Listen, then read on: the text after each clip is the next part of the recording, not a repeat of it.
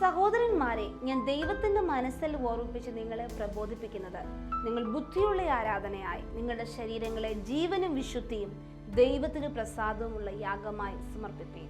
റോമർക്ക് എഴുതിയ ലേഖനം 12-ാം അധ്യായം 1-ാം വാക്യം. ഒരു മെഴുകുതിരിയെ സങ്കല്പിക്കുക.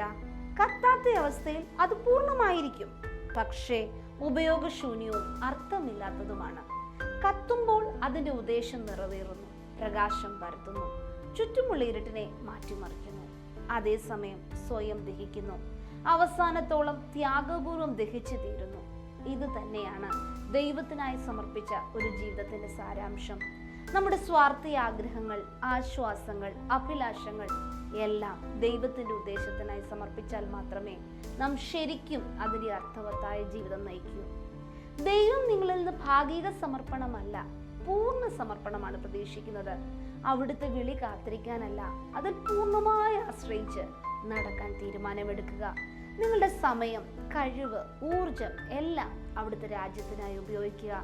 ബാധ്യതയിലല്ല, മറിച്ച് ദൈവത്തിന്റെ അനന്തമായ കരുണയ്ക്കുള്ള ഉത്തമ പ്രതികരണമായിരിക്കണം നിങ്ങളുടെ സമർപ്പണം.